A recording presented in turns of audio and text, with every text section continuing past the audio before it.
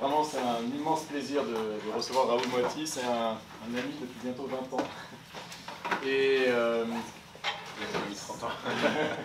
sans vouloir être flagorneur, vraiment, c'est un interlocuteur en philosophie extraordinaire, qui fait partie des rares individus qui jamais ne vous laissent moisir dans une idée toute faite, qui vous force sans cesse à remettre en cause vos convictions, qui vous force sans cesse à essayer de penser contre vous-même. Et ils sont assez rares en philosophie, ces individus-là, donc je suis infiniment heureux que nos chers étudiants bénéficient de ta présence. Alors Raoul Moati a longtemps enseigné à l'université de Chicago, tu enseignes aujourd'hui en France, et tu es un remarquable interprète de la philosophie française, du XXe siècle dans un premier temps.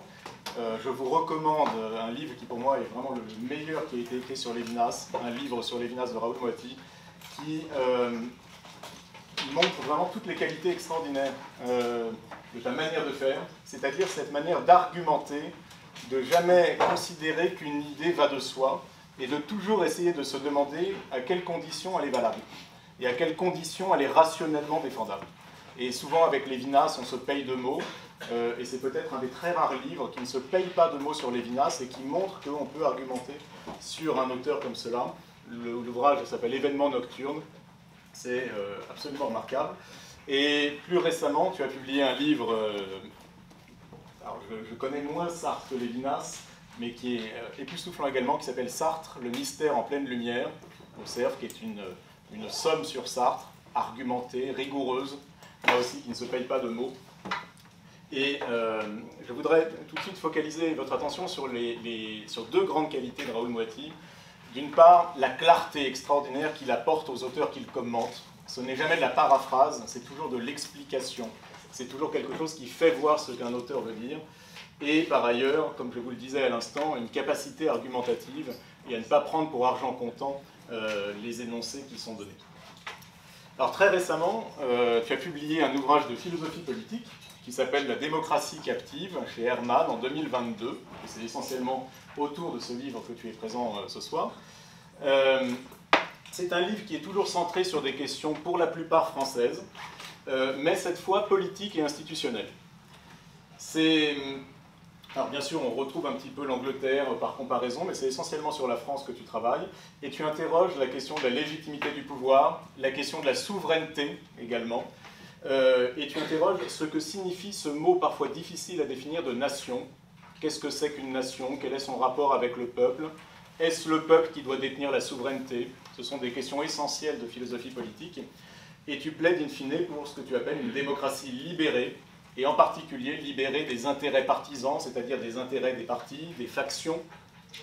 Et tu défends, à la fin de l'ouvrage, une monarchie dans laquelle le monarque ne proviendrait d'aucun parti, et qui ne serait donc pas le défenseur d'intérêts sectoriels ou particuliers, sans que pour autant le monarque ne détienne de pouvoir effectif. Alors peut-être que tu expliqueras très bien tout cela, bien mieux que moi. Alors je voudrais m'arrêter sur quelques aspects très rapidement, pas pour empiéter sur ton temps de parole, quelques éléments fondamentaux sur la manière d'écrire la philosophie politique. D'abord, ce livre est très informé d'un point de vue historique. C'est un livre qui prend appui sur des événements historiques, notamment sur un compte-rendu presque jour le jour de la Révolution française, même avant le 14 juillet 89. C'est extraordinairement érudit et précis d'un point de vue historique. Et j'insiste sur ce point parce que souvent, en France notamment, la philosophie politique est indifférente à la réalité historique. Elle produit des concepts, mais ces concepts ne sont pas appliqués à une réflexion sur l'histoire ou à une connaissance de l'histoire. Et contre cette manière de faire, toi, tu prends appui sur l'histoire pour interroger ce qui a été fait, et donc interroger aussi ce qui est faisable. Donc c'est très loin d'être une réflexion désincarnée, c'est très loin, pour caricaturer un peu les choses, du mot d'ordre très célèbre de Rousseau, dans le second discours, qui nous dit « Commençons donc par écarter tous les faits », et qui va donner malheureusement une sorte de lignée politique indifférente aux faits historiques, avec une sorte de réflexion pure en politique, dont on peut parfois considérer qu'elle est néfaste. Raymond Aron avait une phrase extraordinaire sur Sartre. Sartre qui a beaucoup écrit en politique, tu me pardonneras de dire du mal de Sartre, mais Sartre a beaucoup écrit en philosophie politique, et de manière très très conceptuelle et très peu historique. Et Raymond Aron, le lisant, disait Sartre ignorait qu'il y avait des choses à savoir. Et je trouve que ça résume très bien toute une partie de la philosophie politique française. Alors je te cite dans ton avant-propos, page 8, « Aussi ai-je renoncé à l'idée toute philosophique selon laquelle le concept dominerait l'apparence bariolée des événements historiques et des formes politiques. Au contraire, l'on verra ici que le concept s'élabore à mesure que l'enquête philosophique cherche à tirer un enseignement des faits historiques, sur lesquels elle se penche et auxquels toute philosophie politique digne de ce nom se doit de porter attention si elle ne veut pas tourner à vide. » Là-dessus, nous sommes absolument d'accord. Alors, par ailleurs, je mets en perspective cette conférence avec deux autres auxquelles vous avez peut-être assisté, celle de Pierre Guénancial il y a quelques semaines et celle de Jean-François Bronstein qui avait été tenue l'année dernière. La conférence de Raoul Matry, vous le verrez, prend le contre-pied des visions de Jean-François Bronstein et Pierre Guénancial, qui étaient des visions qu'on peut qualifier d'universalistes, c'est-à-dire des visions dans lesquelles l'homme s'accomplit quand il s'accomplit à l'échelle universelle. L'homme accompli, c'est l'homme universel. Ta vision est beaucoup plus particulariste, et notamment dans le problème institutionnel qui nous préoccupe, tu montres, justement parce que tu es attentif à l'histoire, que des institutions universelles n'ont pas énormément de sens. Il y a des institutions qui conviennent à des peuples, et ces mêmes institutions ne conviendraient pas à d'autres peuples. Donc tu penses la spécificité institutionnelle qui conviendrait à un peuple précis. Aujourd'hui, tu vas nous parler de François Guizot, donc un homme politique fondamental du XIXe siècle français, un historien, et tu vas le prouver également, sans aucun doute, l'auteur d'une pensée philosophique de grande ampleur. Et je vous cite simplement un passage que Francis Démier, qui est un des très grands spécialistes de la France au XIXe siècle, et la France du XIXe siècle est une des références sur l'époque française. Je vous cite Francis Démier au sujet de Guizot, pour vous donner une idée de qui est ce personnage qu'on connaît assez mal. Le système Guizot, fidèle au principe de 1789, à l'égalité juridique des individus, à l'égalité des chances, repose toutefois sur une hiérarchie sociale forte, couronnée d'une nouvelle aristocratie de capacité. Cette élite, riche au point de se faire le défenseur intangible de l'ordre et de la propriété, mais suffisamment éclairée et indépendante pour avoir l'intelligence des intérêts généraux de la société, entend seule, tout est là-dedans, seule, représenter les autres parties du corps social, trop immatures pour participer à la vie politique. Cela est page 163, et Francis Démier ajoute « Guizot, fondamentalement hostile à l'idée de suffrage universel, à celle de démocratie, de souveraineté populaire, ne croit que dans la souveraineté de la raison. » Page 164. Alors, bien sûr, on connaît Guizot parce qu'il avait, durant 8 ans, de 1840 à 1848, dirigé le gouvernement sous Louis-Philippe, et on dit qu'il a été pour beaucoup dans la fin du système de Louis-Philippe, mais peut-être que tu nous éclaireras sur ce que c'est que cette souveraineté de la raison, et que tu nuanceras aussi sa prétendue hostilité totale à la démocratie. Et donc, je te redis à quel point nous sommes heureux de t'accueillir, et je te remercie d'être présent. Merci beaucoup, merci.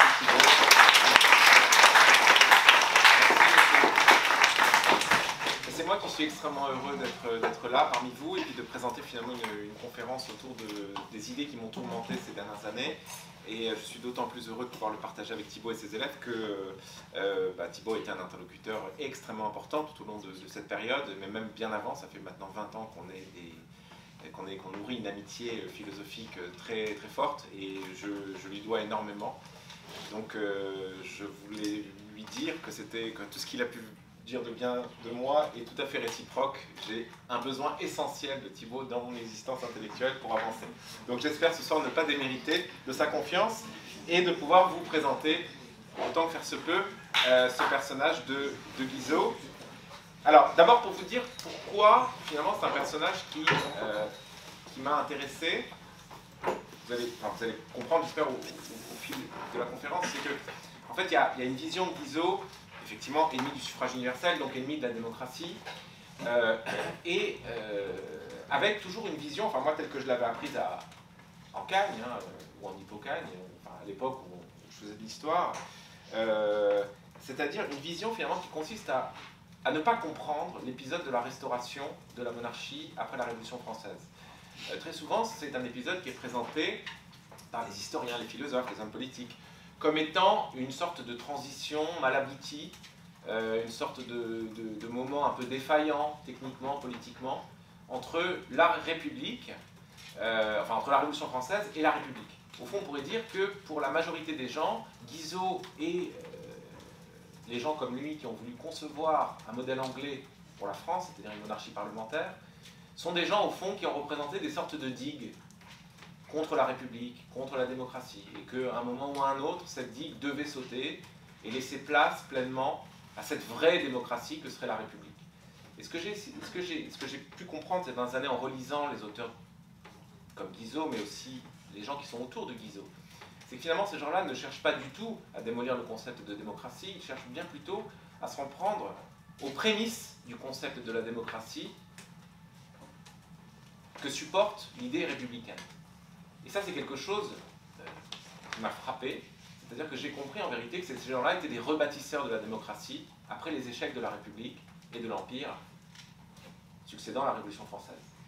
Et c'est donc sous cet angle-là que j'ai repris le fil de cette période, très riche intellectuellement, où énormément d'auteurs s'affrontent, en tant que des auteurs qui pensent justement que la démocratie ne deviendra possible que si elle procède comme en Angleterre, par une sorte de synthèse entre le principe royal, le principe parlementaire et le principe électoral. Et c'est cette synthèse qui, à leurs yeux, est nécessaire à la possibilité même de la démocratie. Autrement dit, pour eux, la République n'est pas démocratique. Et c'est ça, je crois, le point fondamental, c'est que, ayant été éduqué par une historiographie classique, souvent marxiste, ou en tout cas inspirée par Marx, il y a toujours cette idée, finalement, que en refusant la République, Guizot a refusé la démocratie. En fait, c'est faux. Ce que Guizot refuse dans la République, c'est le concept de démocratie que charrie la République. Et donc, pour en proposer un autre, alternatif, bien évidemment. Et c'est cette alternative que Guizot et les siens vont proposer, et qui, à mes yeux, représente une tentative inouïe, intellectuellement, de penser la démocratie contre la République. Alors c'est ça qui m'a beaucoup intéressé, qui m'a excité intellectuellement, parce que je ne trouvais rien qui allait dans ce sens dans les ouvrages que je pouvais lire. Et donc j'ai construit toute une démonstration visant à montrer que cette période de la Restauration était une période d'innovation intellectuelle et non pas du tout une période de régression dans les âges troubles de la royauté et toutes les choses qu'on a pu faire dire à cette période qu'elle ne dit pas du tout. C'est une période prodigieuse d'invention, d'innovation, d'intelligence et de tentative, encore une fois, de combiner un modèle anglais à la démocratie, ou en tout cas d'adapter le modèle anglais et de le penser dans le cadre spécifique de la France et de son histoire. Alors, donc reprenons les choses au commencement, parce qu'évidemment il y a beaucoup à dire pour atteindre ce point démonstratif, que je pense correct. Et donc, si vous avez l'exemplier, bah, on va reprendre les étapes. Donc je vous ai fait parvenir un exemplier qui contient énormément d'étapes structurantes du propos. C'est le document numérique que normalement vous avez reçu il y a quelques jours par mail. Voilà, il y a le document numérique. Donc si vous pouvez accéder à ce document, ça serait super. Si ce n'est pas possible, on va le reprendre. Et puis je vous ai aussi distribué des feuilles papier où j'essaye vraiment de vous résumer, au fond, le credo, enfin l'essentiel de la pensée de Guizot en 7 points. Comme ça au moins vous l'avez, c'est consigné, on le revoit ensemble, afin que vraiment ça puisse prendre une forme synthétique dans votre esprit. Donc voilà, donc je vais m'appuyer vraiment sur ces deux documents. Donc je pars de l'introduction que je vous donne dans l'exemplier. Alors dans cette introduction, ce que j'annonce, c'est que en fait le nom de Guizot a été oublié par nos contemporains parce qu'il a été globalement une figure honnie de l'histoire de France. Figure honnie sur laquelle Marx a rajouté une couche, le présentant vraiment comme le défenseur conservateur et réactionnaire des intérêts de la bourgeoisie, comme le grand ennemi de la démocratie, comme le grand ennemi des classes populaires, bref, une réputation vraiment détestable. L'homme le plus détesté de France a fini par être l'homme le plus oublié de France. Et alors ce qui m'a intéressé, c'est qu'à partir de 2018, lorsque Emmanuel Macron a été élu président de la République, certains commentateurs, certains éditorialistes ont ressorti de son cadavre, ou des poubelles de l'histoire, pour reprendre cette expression, la figure de Guizot, en comparant finalement la politique en tout cas le projet politique d'Emmanuel Macron, de rassembler le centre-droit et le centre-gauche, à cette fameuse politique du juste milieu qu'avait théorisé Guizot dans les années 20-30, avant qu'elle devienne la politique effective de Louis-Philippe, sous les conseils de Guizot, puisque Guizot va être ce philosophe, cet historien, ce penseur, ce Premier ministre, sous Louis-Philippe,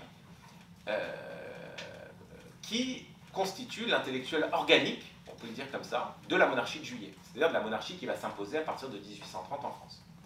Alors, donc finalement, j'avais trouvé cette comparaison amusante, intéressante, sans doute fausse, je vais essayer de le montrer, mais intéressante.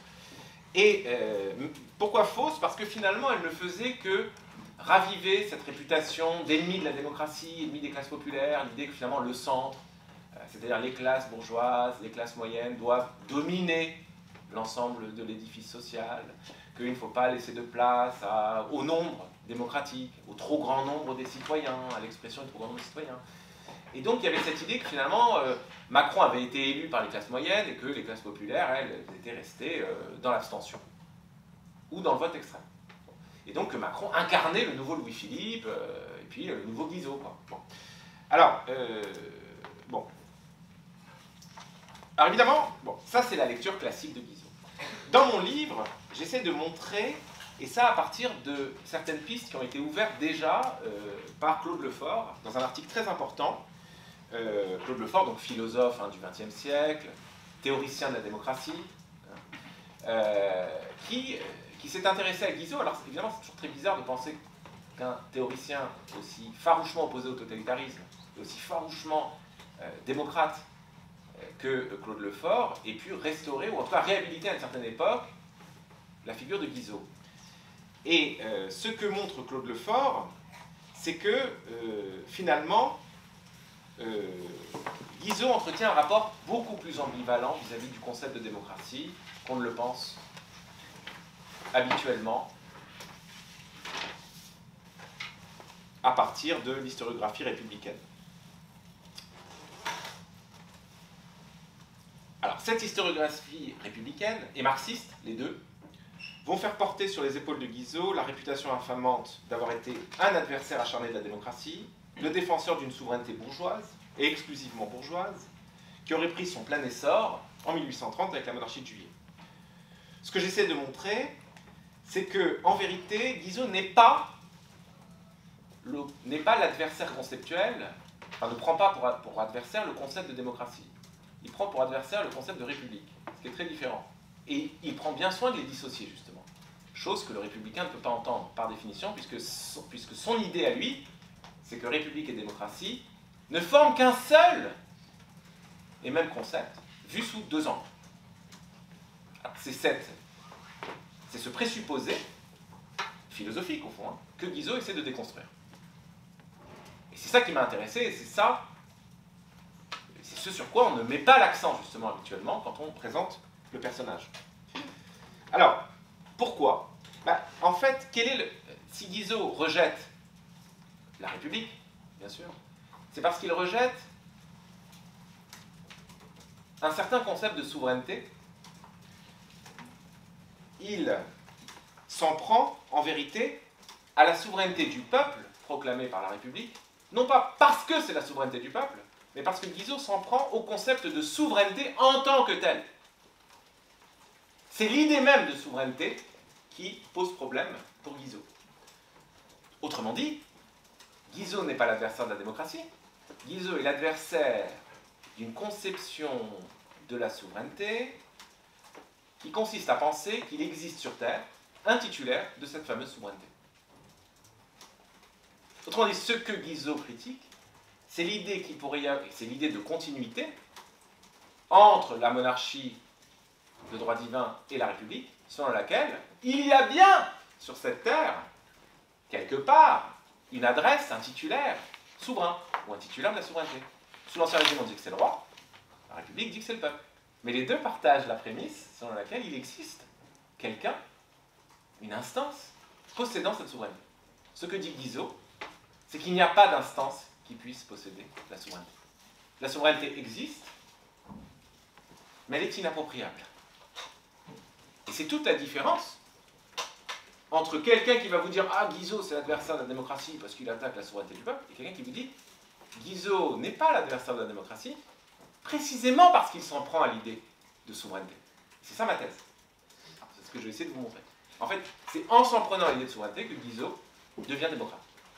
C'est ce que j'essaie de montrer dans mon livre, et c'est ce que j'essaie de montrer ce soir. Alors, finalement, ce que Guizot donc permet, c'est au fond un dilemme qui structure vraiment l'histoire du pays, l'histoire de la France par opposition à l'Angleterre.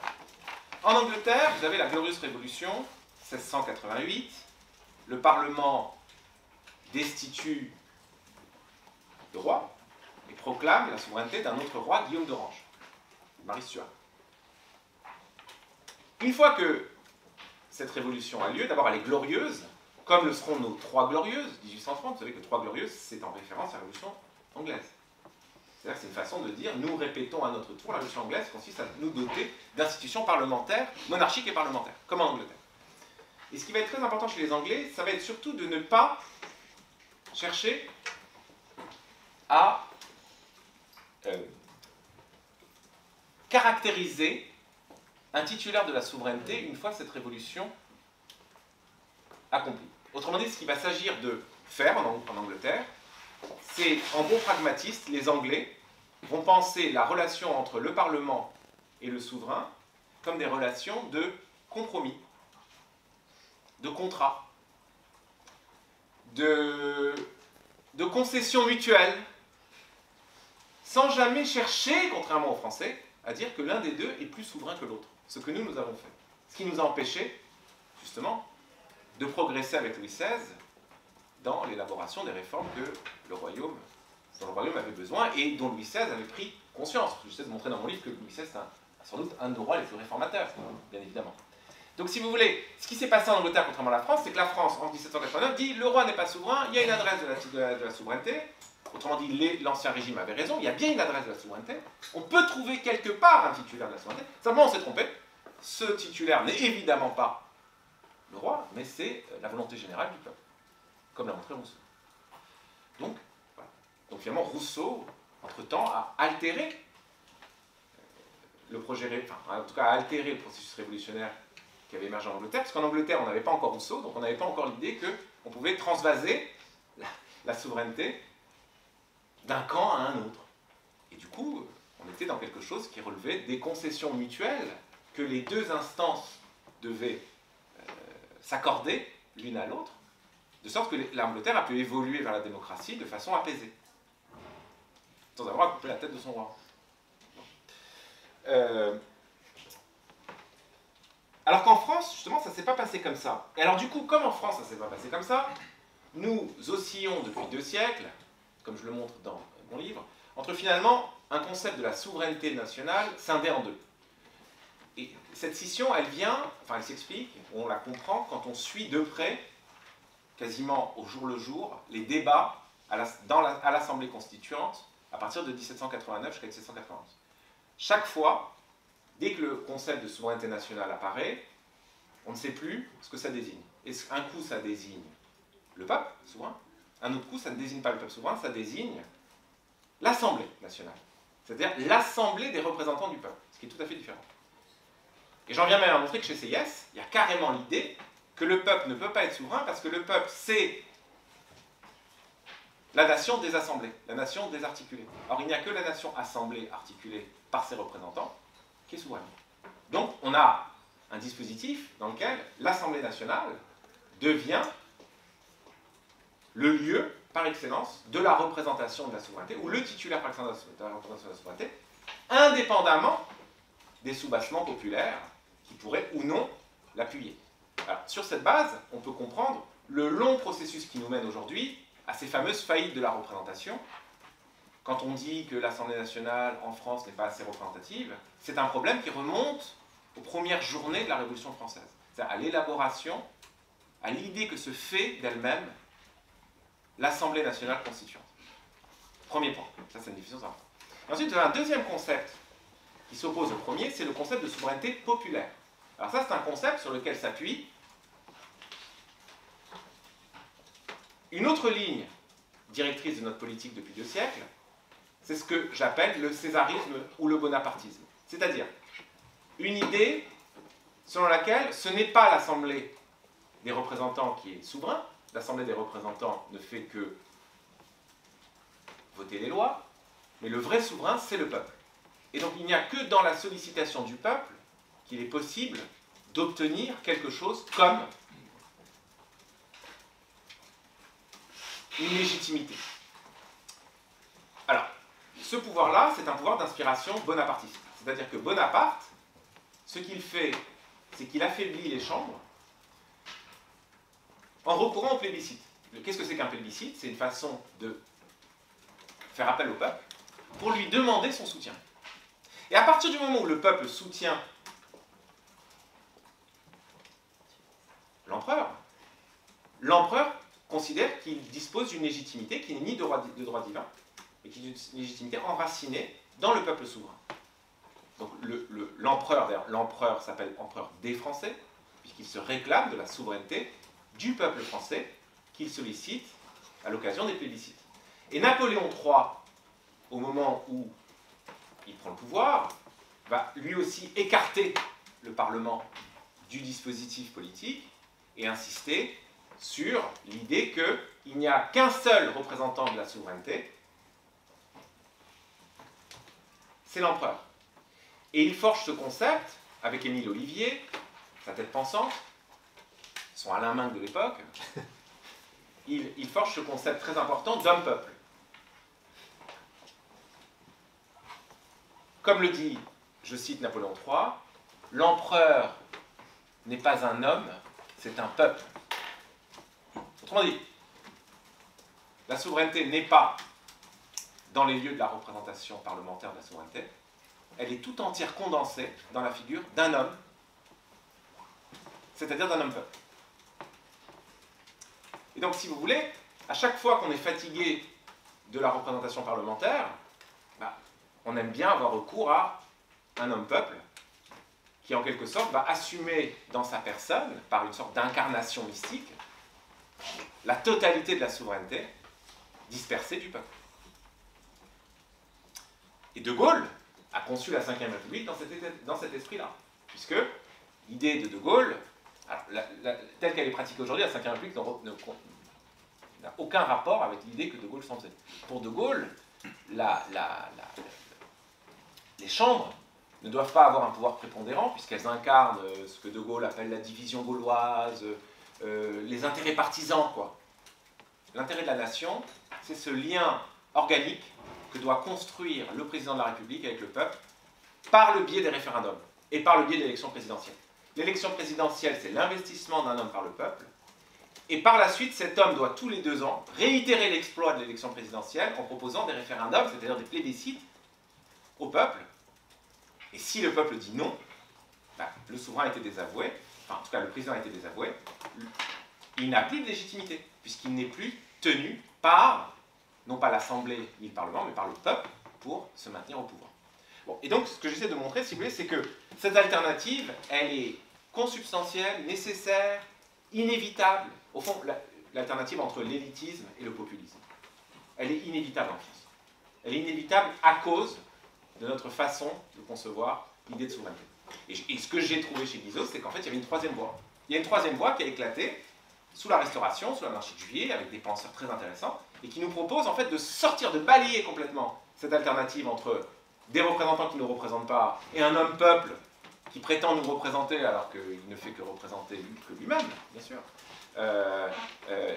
Entre la dérive élitiste et la dérive populiste, dans laquelle la France oscille depuis maintenant 2 siècles. J'ai trouvé que, justement, cette période qui était présentée tout le temps comme une sorte de période, on ne sait pas trop, on est entre la République et la monarchie, on est dans un entre-deux trouble, indéfinissable, qui devait se terminer par l'abolition définitive de la monarchie et la proclamation absolue de la République. Eh bien non.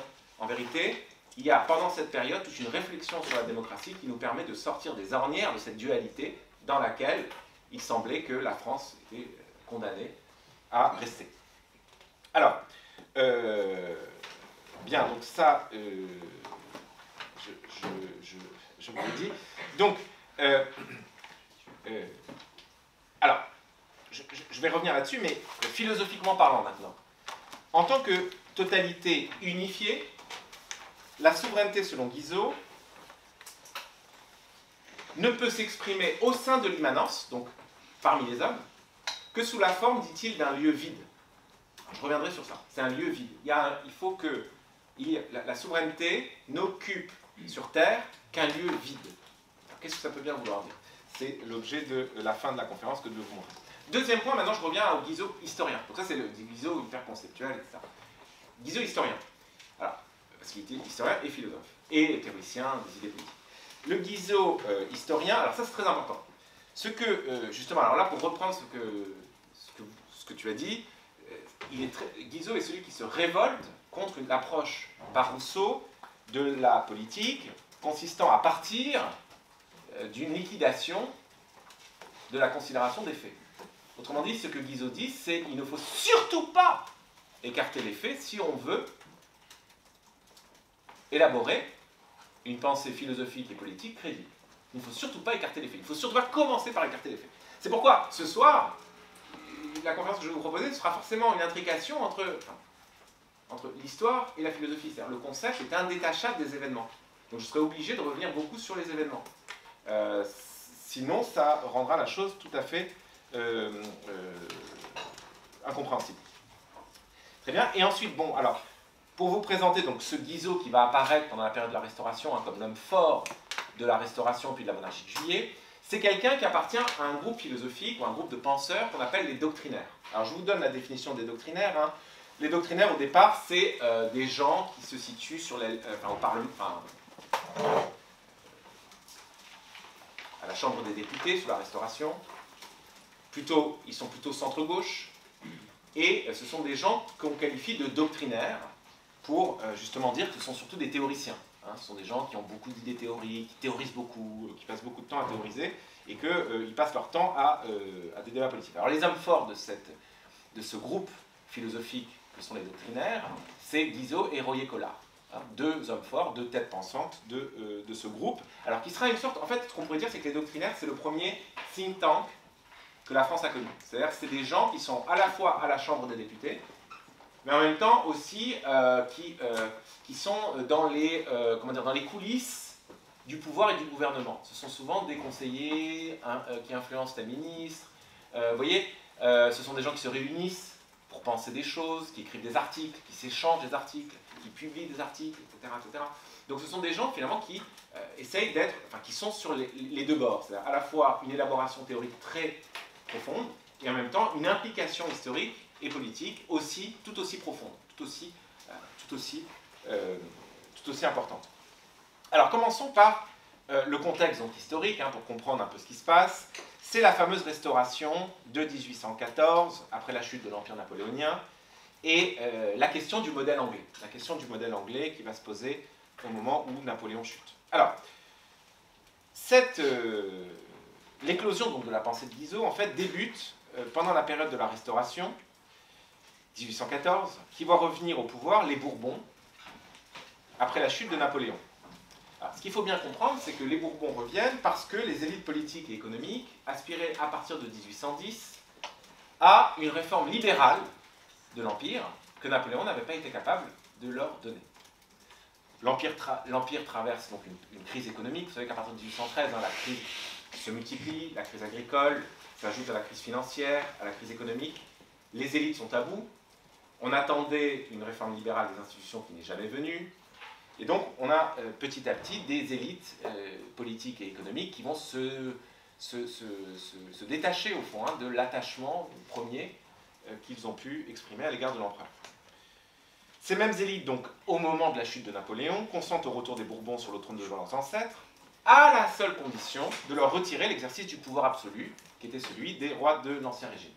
Donc évidemment, quand on dit que des rois peuvent revenir sur le trône de leurs ancêtres, mais sans exercer le pouvoir absolu de leurs ancêtres, on pense tout de suite à l'Angleterre. Donc effectivement, l'Angleterre va devenir un objet de théorie, de fantasme, de spéculation. Chacun, et c'est ça qui est très important pendant cette période, chacun y va de son propre concept de l'Angleterre. C'est ça qui est très très intéressant, je vais vous montrer ça, c'est-à-dire que vous avez parmi les grandes forces politiques qui s'opposent pendant cette période, le dénominateur commun de tous ces gens, donc de tous ces partis politiques, c'est que chacun se réclame du régime anglais, chacun se réclame d'une interprétation qu'il juge correcte de ce qui se passe en Angleterre.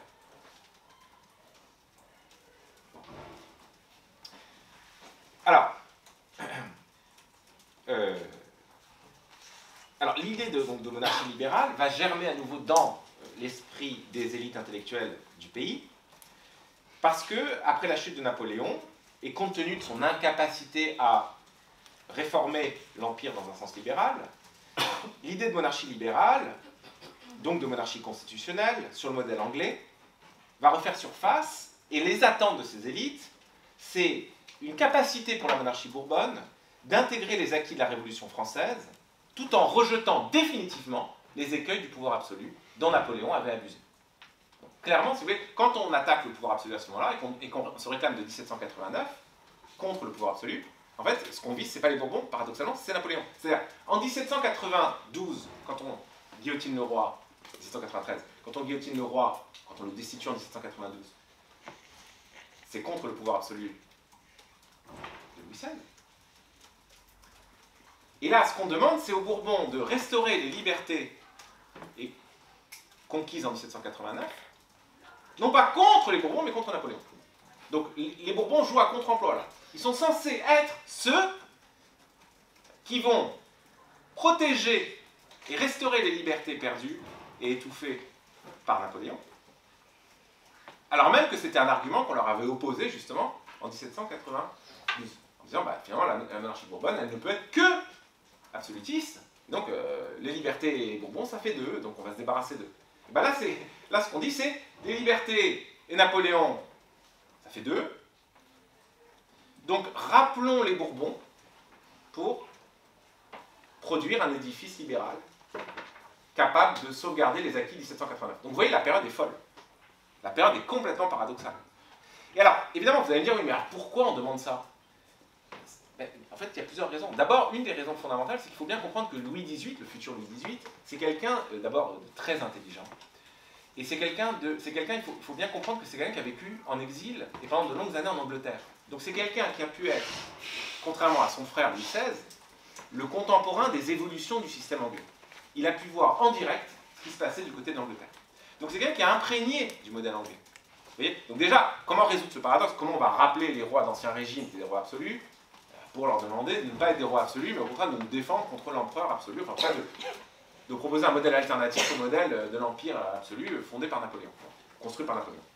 Alors d'abord, il y a ce premier point-là. Ce premier point, c'est que d'abord, Louis XVIII, contrairement à son frère, est devenu, pendant son exil, quelqu'un qui s'est intéressé profondément aux institutions anglaises. Les institutions anglaises, vous savez qu'elles faisaient l'objet d'une caricature incroyable en France. On ne comprenait rien à la Révolution anglaise au XVIIIe siècle. Vous savez que Louis XVI, au moment des États généraux, Louis XVI est perdu. Et on vient le voir, on lui dit, écoutez, réglez la question, proclamez une monarchie constitutionnelle comme en Angleterre. Et il dit, mais en Angleterre, c'est pas un roi, c'est un sénateur. Bon. Donc, si vous voulez, vous comprenez rien. Du côté de la cour de Versailles, on ne comprend rien à ce que c'est que la monarchie anglaise. On ne comprend rien à la monarchie mixte que construisent les Anglais. Bon. Alors, évidemment, Louis XVIII, lui, va devenir le témoin de cette affaire, enfin, celui qui se proclame Louis XVIII depuis la mort au temple du fils de Louis XVI et de Marie-Antoinette, Louis XVII, en 1795. Donc celui-là donc, a pu assister, a pu faire face à tout ça.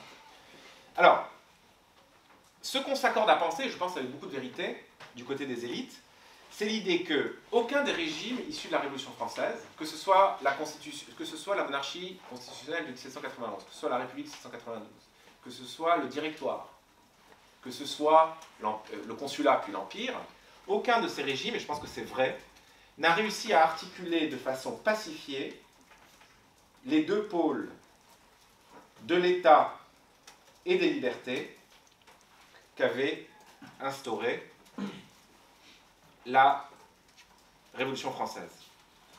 On a cherché à concilier les deux sans y parvenir. La République, en 1814, a très mauvaise presse. Elle est assimilée par ses échecs au règne du désordre, de l'anarchie et même de la terreur, avec Robespierre. Et l'Empire, lui, représente non pas l'anarchie, mais plutôt un ordre social très solide, mais un peu trop. c'est-à-dire très défavorable à l'épanouissement des libertés individuelles. Donc on est un peu dans les deux extrêmes. D'un côté, on a l'anarchie, c'est-à-dire la République, et qui ne peut se terminer que dans le despotisme, c'est-à-dire la terreur. Et puis d'un autre côté, on a un État très centralisé, très puissant, un peu trop, qui cadenasse les libertés publiques. Alors même que l'aspiration de la société, c'est à l'épanouissement de ces libertés publiques. Donc finalement, c'est simple, hein, en 1814, ce qu'on cherche, c'est une solution pour concilier l'ordre et les libertés. Voilà. Comment faire pour avoir les libertés avec l'ordre? Ce qui est difficile, hein, une question philosophique très compliquée. Comment faire pour avoir un ordre et des libertés sans que l'un n'empêche l'autre? Ça paraît une contradiction. Et donc cette contradiction, les Français l'ont prise de plein fouet. Et donc on cherche une conciliation. Et ce qu'on se dit, c'est qu'en Angleterre, apparemment, ils y sont arrivés. En tout cas, certains y pensent. Alors, contrairement à la fameuse déclaration de Bonaparte, formulée après le 18 Brumaire, vous savez que c'est cette fameuse déclaration de Bonaparte, la révolution est fixée aux principes qui l'ont commencé, elle est terminée. Ou elle est finie. Bon. Donc Bonaparte pense que le cycle de la révolution se termine avec lui. Il y a cette idée que le cycle de la révolution française se rouvre à nouveau, avec la Restauration, et qu'il s'agit pour la Restauration de clore la Révolution française, de la terminer. Donc si vous voulez, dans l'historiographie traditionnelle, on vous dit la Restauration, c'est quoi? C'est le retour en arrière. Là, ce que j'essaie de vous montrer, c'est que ce n'est pas du tout le retour en arrière, c'est au contraire comment essayer un nouveau régime qui permette de réaliser la conciliation de l'ordre et des libertés et de clore la Révolution, c'est-à-dire d'obtenir enfin un régime qui soit capable de combiner les deux, qui était la recherche de 1789. Simplement, cette recherche de 1789, elle aboutit, comme le mot révolution d'ailleurs le dit, puisque révolution c'est revenir au point de départ, elle revient au point de départ de l'affaire, c'est-à-dire les Bourbons. C'est ça l'ironie de cette période, et en même temps, sa très grande force. Parce que ça veut dire qu'on n'a rien compris quand on a dit « Ah, mais la Restauration, c'est juste 15 ans, incompréhensible, on ne sait pas très bien, c'est quoi, c'est le retour des Bourbons, enfin, aucun intérêt, allez hop. » De toute façon, et bon, pas du tout.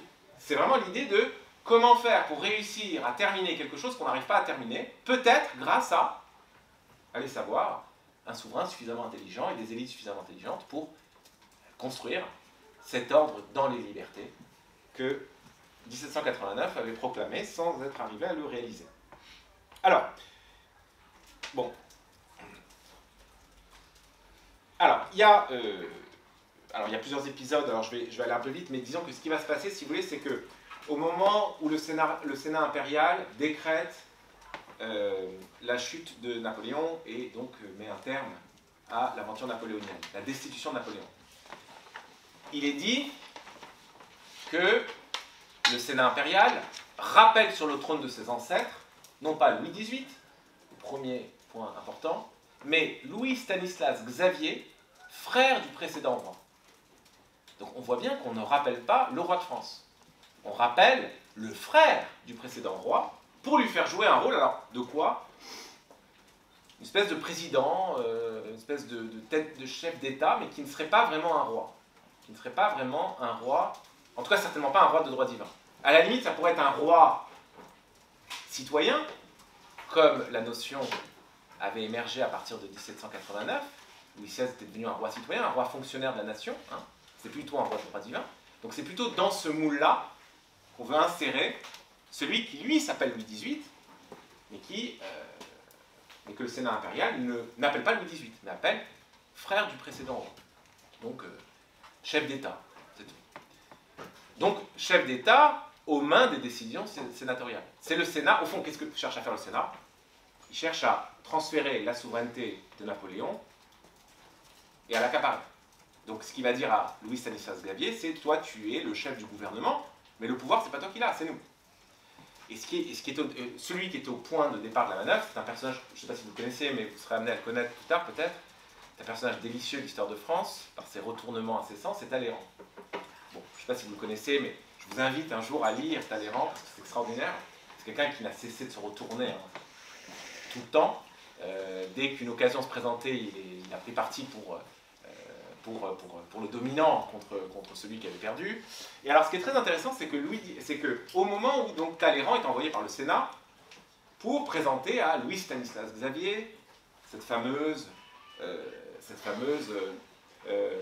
proclamation, ce fameux rappel sur le trône de son frère défunt, de Louis Stanislas Xavier. Donc il rejoint Louis Stanislas Xavier, ou Louis XVIII, pour les royalistes, à Compiègne, et à ce moment-là, Talleyrand rentre, enfin d'abord Louis XVIII fait attendre Talleyrand pendant plus d'1 heure devant la pièce où il se trouve, dans le couloir, dans l'antichambre, et puis il le fait rentrer, sachant très bien que Talleyrand voulait l'enfermer dans le rôle de roi constitutionnel qu'on lui avait concocté, donc de chef d'État impuissant, et il lui dit, Monsieur Talleyrand, votre famille est aussi ancienne que la mienne, si la vôtre avait gagné, vous m'auriez dit, asseyez-vous donc là et causons. Mais comme c'est ma famille qui a gagné, c'est moi qui vous dis, asseyez-vous donc là et causons. Et là, il retourne complètement la situation en faisant bien comprendre qui est le chef. Et à ce moment-là, dans les négociations, ce que Louis XVIII va dire, c'est le Sénat a un projet de constitution, c'est pas la peine, je vais réunir des commissaires, et avec mes commissaires, on va élaborer une charte qu'on va octroyer au peuple français. Et dans cette charte, alors, qu'est-ce que c'est qu'une charte? Une charte, alors la définition d'une charte, vous savez que charte, c'est une notion qui vient du Moyen-Âge et qui désigne un acte de délégation ou un acte de concession fait par un suzerain ou un souverain à une commune ou à des sujets. C'est très vague, hein, c'est une proclamation. Simplement, évidemment, comme en 1215, Jean Santerre, en Angleterre, avait octroyé une charte aux Anglais, c'est-à-dire une concession leur donnant un grand nombre de droits, notamment pour les notables, on a gardé dans l'esprit, à cette époque-là, que le concept venait du Moyen-Âge, mais que le concept pouvait signifier les deux. C'est-à-dire qu'il pouvait signifier une concession royale, un acte royal de concession, ou une constitution. Donc c'est un concept qui est très ambigu au XIXe siècle. Ça peut vouloir dire les deux. Alors évidemment, c'est comme ça que Louis XVIII piège les sénateurs, puisque pour les sénateurs, je vous octroie une charte, ça veut dire c'est moi qui vais écrire la Constitution et puis on se mettra d'accord. Donc le roi accepte l'idée d'une monarchie constitutionnelle. Dans l'esprit de Louis XVIII, c'est pas ça du tout. Dans l'esprit de Louis XVIII, la charte, c'est une concession que le roi veut bien faire, que le roi de droit divin accepte de faire à l'esprit de la Révolution française. Tout à fait différent. Et donc c'est sur cette ambiguïté. Est-ce que la charte est un acte royal unilatéral ou est-ce que c'est un pacte constitutionnel? Est-ce que la monarchie restaurée des Bourbons en 1814 est une monarchie constitutionnelle fondée sur un pacte? Ou est-ce que elle est une monarchie limitée? Ces deux concepts n'ont rien à voir l'un avec l'autre. Dans le cas d'une monarchie limitée, le souverain plein et entier, c'est le roi, qui fait des concessions sur lesquelles il peut revenir à tout instant. Et que, quand il octroie une charte, la charte n'est rien d'autre qu'une sorte d'addition ou d'acte additionnel greffé aux lois fondamentales du royaume. C'est-à-dire on va ajouter un certain nombre de concessions en plus, mais sur lesquelles on peut revenir à tout instant. Ça, c'est l'idée de l'acte unilatéral. L'idée du pacte, c'est l'idée que vous et moi, on contracte, et qu'on se met d'accord, et que s'il y en a un qui sort de son rôle, il est destitué. Ça n'a rien à voir. Mais simplement, Louis XVIII sait jouer sur les ambiguïtés des mots, et c'est sur cette ambiguïté qu'il va jouer pour pouvoir rasseoir son pouvoir à ce moment-là. Donc il y a cette charte qui apparaît, et vous savez que c'est cette ambiguïté de la charte, sur sa signification. Est-ce que c'est un pacte? Est-ce que c'est une monarchie constitutionnelle? Ou est-ce que c'est une monarchie limitée? Est-ce que c'est un pacte ou est-ce que c'est un acte unilatéral? Est-ce que c'est un acte de transaction, d'accord bilatéral entre deux parties, ou est-ce que c'est un acte émanant d'une seule partie? Cette ambiguïté-là n'est jamais résolue. Et c'est cette difficulté conceptuelle à résoudre cette difficulté qui va aboutir à la Révolution de 1830.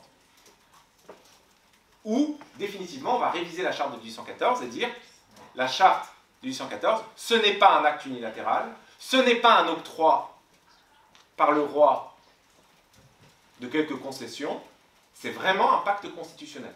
Et donc là, on change complètement de dynamique. On rentre dans une monarchie constitutionnelle et parlementaire. Techniquement parlant, ça devient une monarchie constitutionnelle et parlementaire, à partir de 1830. Bon. Alors, la question, c'est de savoir qu'est-ce qui se passe en Angleterre. Du côté des élites, c'est la question qu'on se pose. Est-ce que le souverain anglais règne en tant que souverain limité, ou est-ce qu'il règne en tant que souverain constitutionnel? Et c'est toutes les questions de l'époque. Toutes les questions de l'époque, c'est de savoir ce que fait le roi à ce moment-là. Qui est ce roi d'Angleterre? Comment est-il? Est-ce que c'est un roi constitutionnel ou un roi limité? Et limité par un acte d'auto-limitation souverain. En tout cas, dans la tête de Louis XVIII, tel qu'il conçoit les choses, il n'est qu'un souverain auto-limité par un octroi unilatéral d'une charte qui va ajouter un grand nombre de lois et de droits aux lois et aux droits déjà existants, qui sont les lois du royaume. Alors, première chose, alors d'abord remarquons, donc cette charte dans l'esprit de Louis XVIII, c'est une concession faite à l'esprit du temps. Nous ne pouvons pas régner si nous ne prenons pas en considération la société telle que la Révolution l'a faite. Voilà ce que dit Louis XVIII. Donc c'est une concession faite à la Révolution, et la charte intègre l'ensemble des acquis de la Révolution française. Puisque la charte intègre un chapitre qui se trouve à l'intérieur de la charte, qui s'intitule « Droit public des Français ». Dans ce droit public des Français, toutes les libertés sont reconnues par le roi et deviennent le leitmotiv de la charte. Notamment la liberté religieuse. Ça, c'est un point très étrange, puisque retour de la monarchie Bourbonne, donc on se dit retour de l'Église. En fait, non. Vous avez, pour la première fois en France,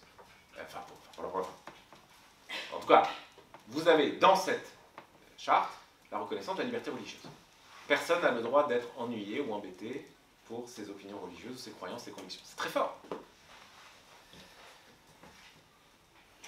Donc, la restauration de 1814, de ce point de vue, n'est pas une régression vers l'obscurantisme, comme on l'a présenté, ni même comme une sorte de dernière digue de la monarchie ou de dernière résistance de la monarchie contre la République ou la démocratie, comme on l'a présenté. C'est plutôt, pour les élites, l'opportunité de desserrer l'étau du despotisme d'État au profit de l'épanouissement, tant désiré depuis 1789, des libertés publiques. Aussi, la France de la Révolution retourne vers les Bourbons pour se réconcilier avec elle et pour tenter de réaliser cet ordre et ces libertés, cette conciliation des ordres et de la liberté que les régimes qui avaient succédé à la Révolution n'avaient pas réussi à mettre en place. Alors, qu'est-ce qui se passe du côté de l'Angleterre? Alors, c'est clair que du côté de l'Angleterre, une monarchie, donc, point d'interrogation, constitutionnelle et parlementaire ou limitée, avait vu le jour après la Glorieuse Révolution de 1788, mais il est très difficile de savoir, à ce moment-là, quels sont les rôles des différentes instances. La couronne, le gouvernement, le Parlement. Trois instances en Angleterre qui coexistent. Et alors, il est très difficile de le savoir parce que, en vérité, la famille des Hanovre, qui va régner à partir du début du XVIIIe siècle en Angleterre, est une famille qui ne parle même pas anglais, qui parle uniquement allemand. Ce sont des Allemands qui ont été, par toute une série d'imbroglios dynastiques, portés sur le trône d'Angleterre. Et fondamentalement, ces gens-là n'aiment pas l'Angleterre, ils se sentent pas chez eux, et donc le pouvoir anglais ne les intéresse pas du tout. D'abord, ils ne pourraient même pas le pratiquer parce qu'ils ne parlent même pas l'anglais. Donc on va se retrouver dans une situation incroyable, où finalement, le roi ne fait rien, et c'est au gouvernement de tout faire, donc au cabinet, ce qu'on appelle en Angleterre le cabinet. Donc on se retrouve déjà avec une monarchie où un roi impotent, enfin un roi qui ne fait rien, délègue complètement le pouvoir à un cabinet qui va se trouver en situation d'autonomie par rapport à la couronne. Et cette autonomie du cabinet par rapport à la couronne ne va cesser de s'accroître au fur et à mesure des siècles, jusqu'à arriver à aujourd'hui où vous avez ce souverain Charles III qui n'a pas évidemment le pouvoir exécutif puisqu'il est en possession du Premier ministre. Ce n'est qu'en 1867 qu'un nommé Walter Bagehot, je vous ai mis son nom sur l'exemplier, offre une théorie explicitant avec clarté le rôle imparti de chacun au sein d'une monarchie constitutionnelle anglaise. Bon. Alors là je repars d'un point qui se trouve dans l'exemplier, au niveau du paragraphe 2 du côté de l'Angleterre. Je ne sais pas si vous y êtes, hein, si vous l'avez, mais donc je vais lire. Avant cela, à cause du flou qu'il laisse quant à la répartition des rôles du monarque, du gouvernement et du Parlement, le système anglais ouvre du côté français, où on cherche, après les échecs de la République, à construire une monarchie libérale, la voie à une spéculation théorique prolifique et contradictoire. Prolifique car la période qui s'ouvre de 1814 à 1830 est sans doute l'une des périodes intellectuelles les plus riches et les plus brillantes de l'histoire intellectuelle des idées françaises. Période malencontreusement oubliée aujourd'hui, au profit de références en philosophie politique beaucoup plus classiques et beaucoup plus ennuyeuses, comme Hobbes, Locke, Rousseau, mais beaucoup moins décisives à mes yeux que des figures comme Madame de Staël, Benjamin Constant, Guizot, Royer-Collard, Prosper Barrante, Bernard Saran, autant de noms très connus à l'époque, évidemment nous disposons aujourd'hui. Autant de penseurs géniaux, tragiquement oubliés aujourd'hui.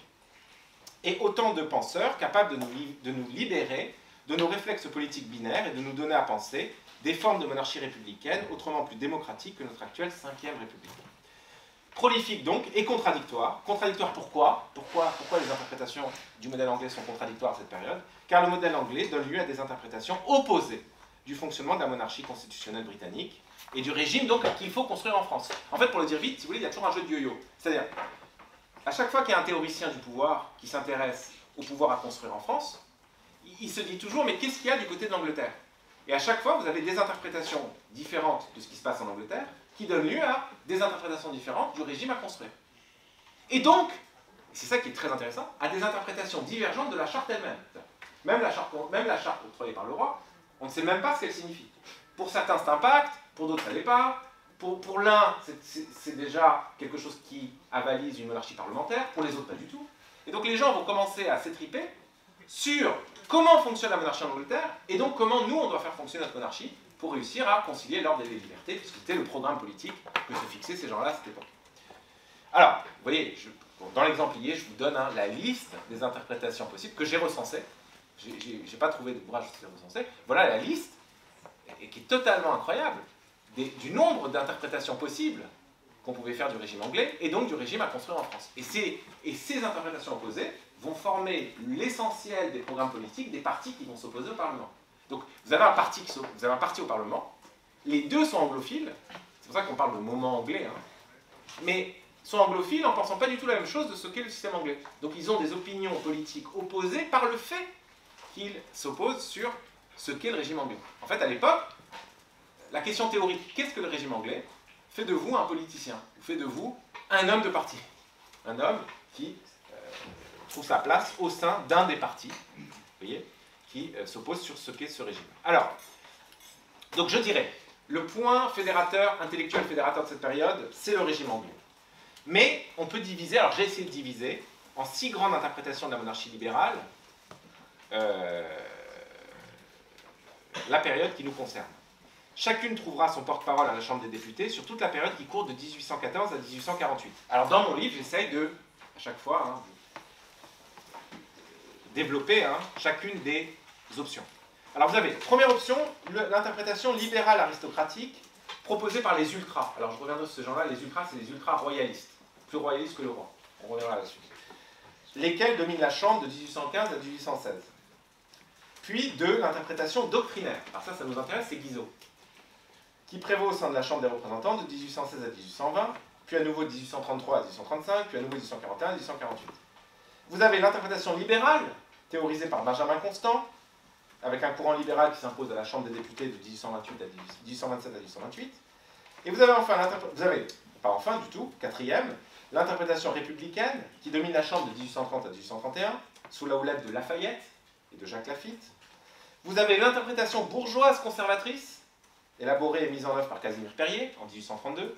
Vous avez l'interprétation bonapartiste, qui domine la Chambre à partir de 1840 sous la houlette d'Adolphe Thiers. Alors ça, j'en parle dans le livre, je vous montre le feuilletage des interprétations qui ont émergé et la pratique du pouvoir à chaque fois que ça implique. Toujours des pratiques très différentes. Par exemple, sous Thiers, il y a une pratique du pouvoir avec l'idée que la monarchie doit être, comme Napoléon, conquérante. D'ailleurs, c'est sous le gouvernement de Thiers qu'on ramène les cendres de Napoléon. Donc il y a toujours l'idée que la monarchie de Juillet doit se réclamer de l'Empire comme étant la version libérale de l'Empire que Napoléon n'a pas réussi à construire. Alors, donc je reviens sur une première interprétation, c'est les ultras. Alors, après 1815, donc après la défaite de Waterloo, les élections consacrent la victoire massive à la Chambre des députés des ultras, faisant dire à Louis XVIII qu'il avait face à lui une chambre introuvable. C'est la fameuse chambre introuvable. Alors, chambre introuvable, ça veut dire deux choses là aussi, hein, c'est très ambigu. Ça veut dire, d'une part, introuvable, parce que s'il n'y a que des ultra-royalistes à la chambre, bah, il n'y a plus de chambre, parce qu'il n'y a plus qu'un roi. Parce que la chambre ne va faire que être des bénis oui-oui.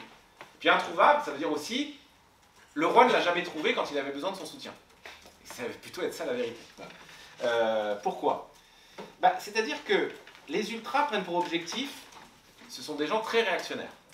Donc les ultras qui dominent la Chambre prennent pour objectif le rejet total de la Révolution et de l'Empire. Et leur but, c'est de se servir du Parlement pour torpiller intégralement la politique de conciliation et de modération de Louis XVIII et de ses ministres. Donc le Parlement est une arme de destruction massive de l'héritage révolutionnaire qu'a intégré Louis XVIII dans son dispositif. Il va donc s'agir d'utiliser le Parlement comme outil, comme arme, contre le roi. Ce que les ultras reprochent à Louis XVIII, c'est d'avoir en effet assis son règne sur la France centralisée, issue de la Révolution et de l'Empire. Et pourquoi Louis XVIII, encore une fois, enfin stratège, Louis XVIII gardait le souvenir d'une société d'Ancien Régime décentralisée, mais qui avait paralysé l'action réformatrice de son frère. Je vous rappelle que Louis XVI, à chaque fois qu'il essaie de réformer le royaume, qui est-ce qui dit non? C'est les parlements d'Ancien Régime.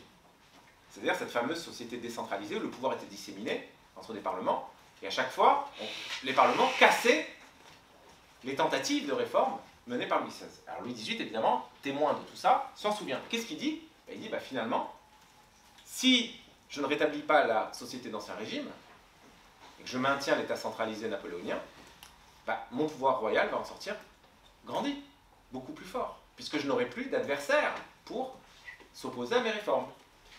Donc effectivement, hein, c'est pourquoi d'ailleurs la fameuse phrase de Joseph Fouché, hein, quand Fouché dira Louis XVIII couche dans le lit de Napoléon. C'est exactement ça. C'est-à-dire il a repris la structure ou l'architecture centralisée de l'État napoléonien et il s'en est servi à ses propres fins. Donc l'idée, si vous voulez, c'est que le roi restauré profite de l'opportunité de récupérer l'État centralisé tel quel, avec son administration et ses préfets, surtout très important, maintien des préfets. Donc maintien de cette invention révolutionnaire qu'est les préfets, les représentants de l'État dans les régions. Pourquoi? Parce que tout simplement, cet État napoléonien constitue une architecture et une chaîne de commandement puissante et efficace, reliant sans embâche ni intermédiaire le sommet de l'État à toutes les parties de la société.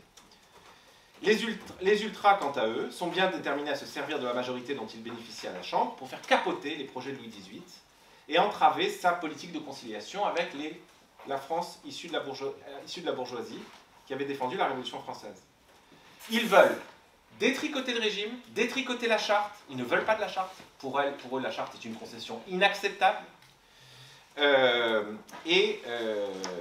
Ils assument, pour leur part, une forme de libéralisme aristocratique centré sur la critique de l'État centralisé et sevré de ses corps et pouvoirs intermédiaires tels que l'État s'impose à partir de la Révolution et de l'Empire napoléonien.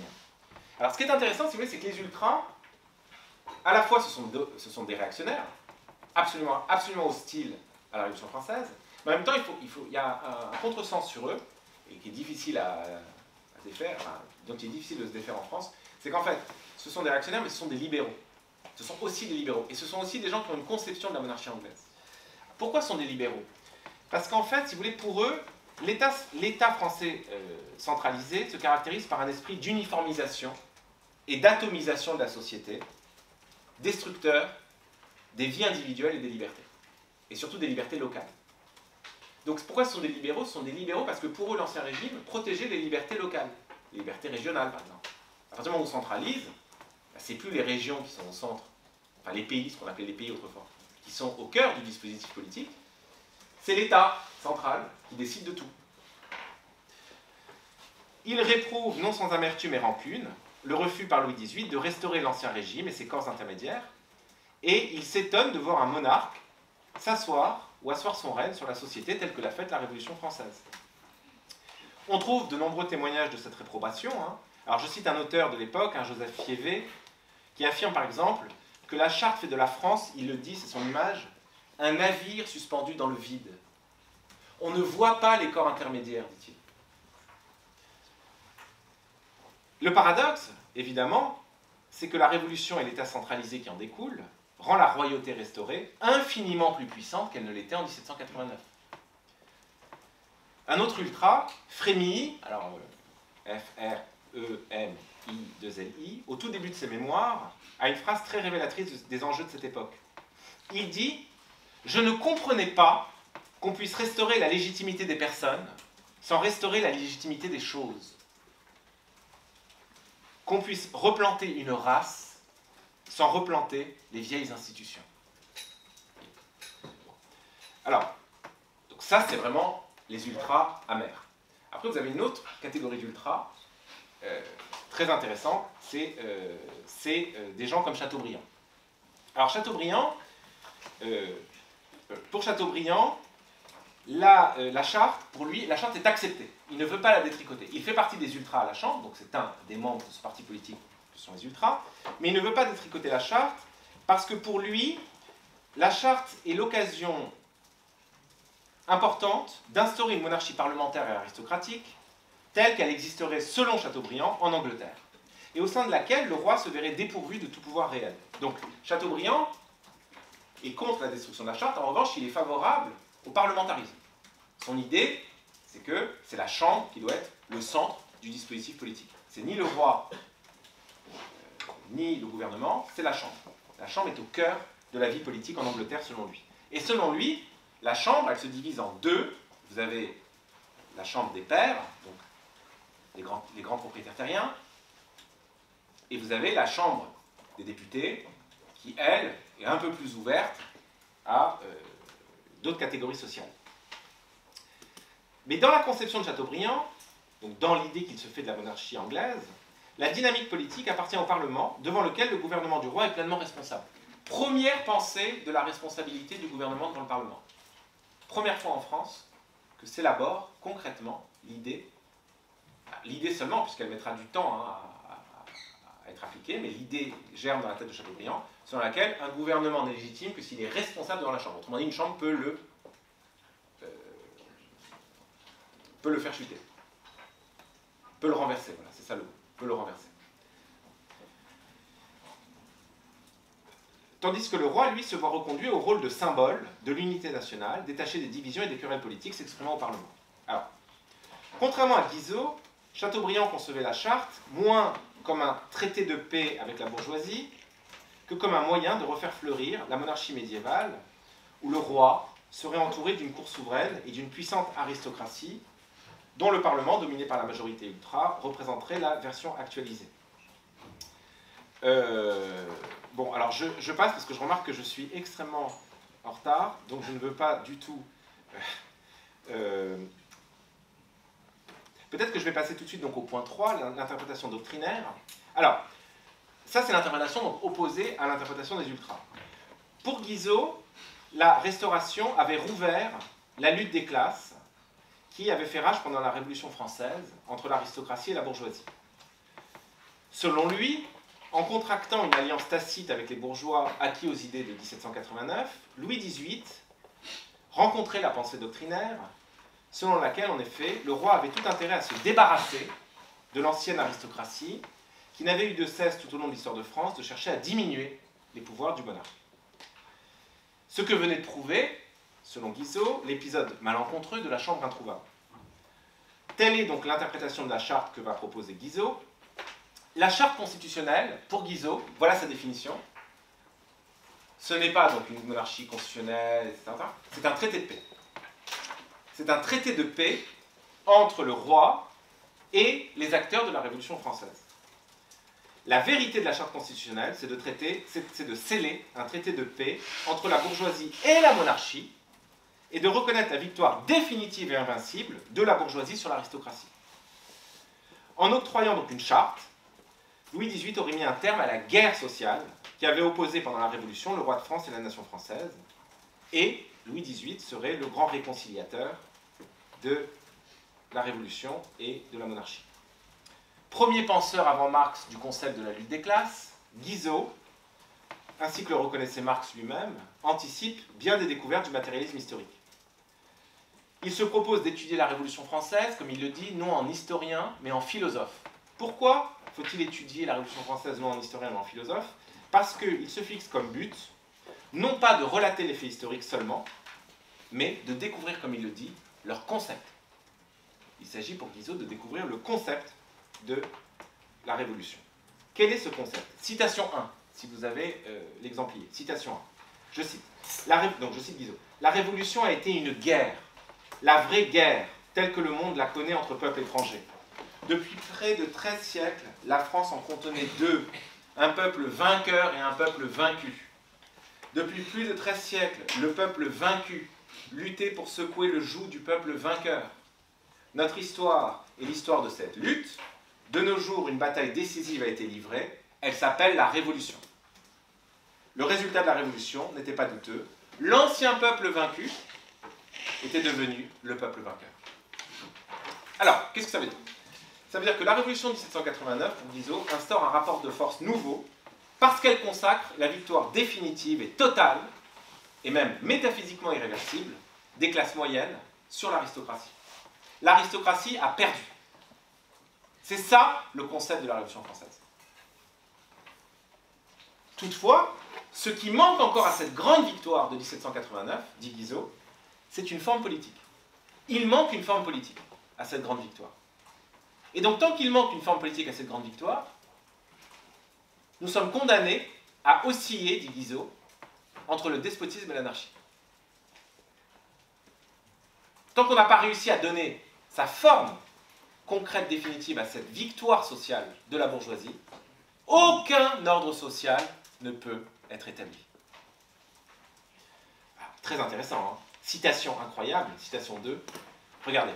La révolution vient encore en plein air. Elle est de toutes parts ouverte et démantelée. Ça veut dire quoi? C'est-à-dire qu'elle est là dans les airs, ouverte et démantelée, comme il dit. Les institutions qu'elle a proclamées ne sont point converties en institutions pratiques, en lois efficaces. Les intérêts qu'elle a fondés sont épars et mal cimentés entre eux. Donc, fin de citation, je résume, il manque à la Révolution française une forme politique, capable de traduire dans les faits les principes et les idées qui flottent encore dans les airs de l'abstraction. Donc la Révolution est encore une abstraction, dit Guizot. Et qu'est-ce qui va la rendre concrète? La monarchie constitutionnelle. Pourquoi? Parce que la forme politique capable de donner sa traduction politique concrète aux acquis de la Révolution française, c'est ce que Guizot appelle le gouvernement représentatif. C'est-à-dire une monarchie constitutionnelle de forme parlementaire, reconnaissant les libertés et l'égalité civile de tous les citoyens, mais consacrant un droit de suffrage censitaire, je reviendrai là-dessus, réservé uniquement aux membres des classes possédantes. Tant que cette forme politique n'a pas été théorisée puis mise en application, la Révolution, prévient Guizot, sera condamnée à flotter dans les airs, c'est-à-dire à osciller entre anarchie, terreur et despotisme.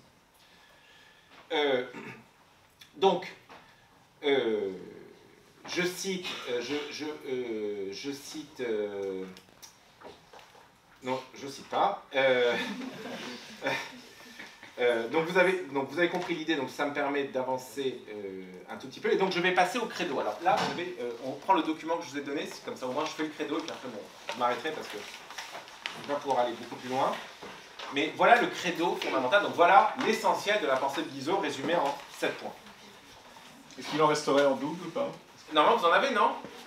Est-ce que tout le monde a le document papier? Moi je n'en ai plus. Ah. Voilà, alors il y a ici, je crois que c'est en recto verso, et là c'est en 2 pages. Alors, donc on fait ça, et puis après, bon, on arrête. Alors, premier point,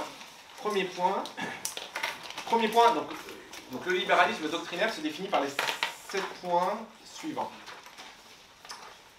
Oui, premier point. La modernité se définit par l'essor de 2 principes. Voilà ce qu'ils disent. La modernité se définit par l'essor de 2 principes qui vont entrer en contradiction.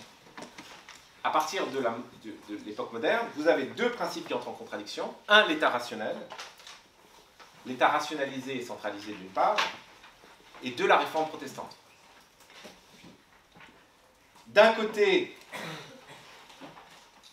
la centralisation, de l'autre côté, la revendication à la liberté et l'égalité.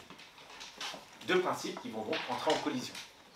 Revendication à la liberté et l'égalité, centralisation et pouvoir absolu de l'État. Cette contradiction interne à la modernité va avoir pour effet de miner de l'intérieur tous les édifices politiques en retournant la revendication de la liberté contre l'État. Les révolutions, les grandes révolutions que connaissent l'Europe. Les deux principes du libre examen et de la centralisation du pouvoir sont donc contradictoires. Je cite Guizot, l'un, très intéressant comme phrase, l'un étant la défaite du pouvoir absolu, donc l'esprit de la réforme, dans l'ordre spirituel, l'autre, sa victoire dans l'ordre temporel. Donc, vous avez du côté des idées la défaite de l'absolutisme, et du côté des faits, la victoire de l'absolutisme qui a été défait du côté des idées. Contradiction. Contradiction, révolution. De cette contradiction va naître l'impuissance historique des gouvernements de la Révolution à former un ordre social stable, à même de contenir, diffuser, protéger et contribuer à l'essor des libertés. Et c'est sur cette contradiction historique que vont se heurter, suivant Guizot, tous les régimes politiques qui émanent de 1789. 2. La formation d'un ordre social compatible avec les libertés paraît reposer sur une contradiction que seul un gouvernement représentatif est en mesure de surmonter. Celui-ci réclame une philosophie de l'histoire de France, mettant au jour les luttes de classe, donc vraiment on a ce concept de lutte de classe avant Marx qui apparaît, qui est sourdement à l'œuvre et qui doit aider l'État à reconnaître la couche sociologique victorieuse de la guerre sociale qui traverse la société française depuis ses commencements. L'idée fondamentale de Guizot est que le pouvoir politique se trouve en vérité au sein de la société. Alors voilà une autre thèse très importante de Guizot. Où est le pouvoir politique? Où se trouve-t-il? Il n'est ni entre les mains d'un roi, ni entre les mains d'un parlement, qui ne sont que des outils. Il se trouve, dit-il, au sein de la société. Donc, si vous voulez, pour le dire vite, Guizot est le premier grand penseur de la sociologie. Il faut... Pourquoi? On a besoin d'une sociologie, c'est-à-dire d'une enquête sociologique, d'une enquête de la société, pour identifier le lieu où se trouverait ce pouvoir. Il y a un lieu où se trouve le pouvoir, et dont les acteurs eux-mêmes ne sont pas conscients. Si vous me demandez où se trouve le pouvoir, il faut le chercher. Pour le chercher, on a besoin d'enquêteurs. Pour enquêter, on a besoin de sociologues. Pardon. Ce qui va s'appeler plus tard sociologue. C'est-à-dire d'enquête sociale. S'intéresser au social. C'est vraiment le premier grand penseur du social. Pourquoi? Parce que le pouvoir est imbriqué dans le social. Il est dans le social, le pouvoir. Et l'idée de Guizot, c'est que un gouvernement représentatif n'est un gouvernement au sens plein du terme que s'il part à la recherche de ce pouvoir. Donc le gouvernement représentatif, c'est pas celui qui a le pouvoir. C'est celui qui sait où se trouve le pouvoir. C'est très très différent, vous voyez? Ce qui signifie donc que le pouvoir gouvernemental n'a de légitimité que si et seulement si il s'adosse à un pouvoir social déjà existant. Donc l'idée, c'est pas que le gouvernement crée le pouvoir, ni même que le gouvernement possède le pouvoir, c'est plutôt que le gouvernement sait où se trouve le pouvoir. Et c'est en ce sens qu'il est légitime. Bon. Pour Guizot et les doctrinaires, le pouvoir social est le ciment du pouvoir politique. Donc vous avez le pouvoir politique n'a pas la primauté. Il vient toujours en second. Le pouvoir est dans la société. D'où, selon Guizot, les tentatives vouées à l'échec de tout gouvernement ultra défendant les intérêts aristocratiques contre la bourgeoisie. Car un tel gouvernement est condamné à se tenir à distance de la société, telle que la Révolution l'a faite, et donc du pouvoir social. En prétendant pouvoir commander la société de l'extérieur d'elle-même, comme le veulent les ultras, il ne fait qu'affaiblir moralement et économiquement le corps social. Voilà une leçon intéressante. Donc, si vous n'avez pas un gouvernement intriqué dans la société où se trouve le pouvoir, vous n'avez qu'un gouvernement despotique qui épuise le corps social, aussi bien socialement qu'économiquement. Alors, l'idée, c'est que la faiblesse de l'action politique finit toujours par déteindre sur la société. Donc, très intéressant. Le pouvoir est dans la société. Le gouvernement représentatif, c'est le gouvernement qui sait où se trouve le pouvoir. C'est le gouvernement qui va chercher le pouvoir là où il est. Et un gouvernement qui ne cherche pas le pouvoir là où il est, au sein de la société, est faible, exerce un pouvoir faible, qui affaiblit la société. Et donc l'idée fondamentale, c'est que le pouvoir social ne peut se maintenir que si un pouvoir gouvernemental le relaie.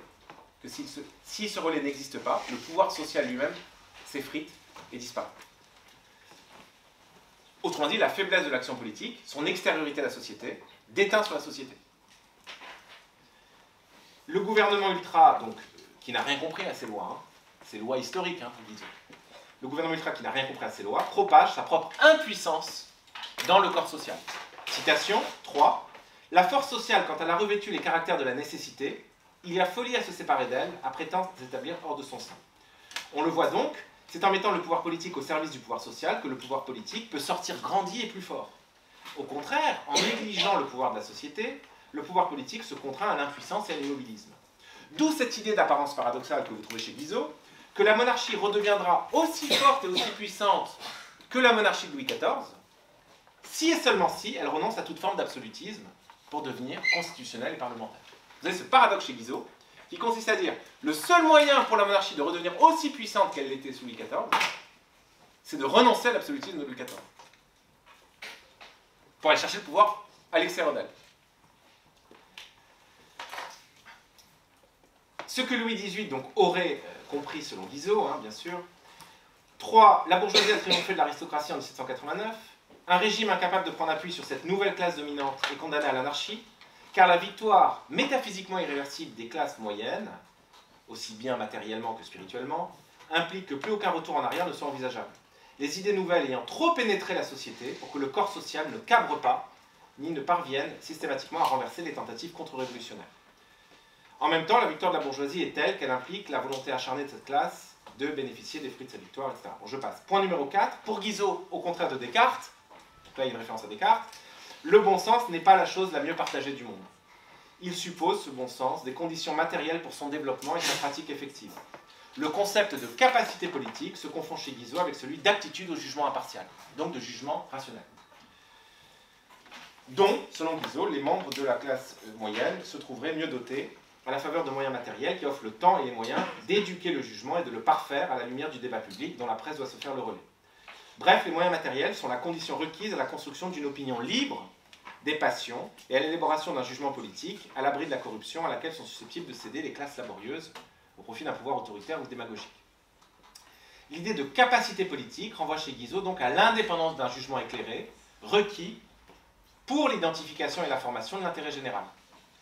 Les classes moyennes bénéficient des moyens matériels et intellectuels qui leur laissent le temps pour cultiver leur réflexion, exercer leur raison, et donc sont capables d'un maximum d'impartialité afin de préserver la chose publique des passions et des emportements irréfléchis.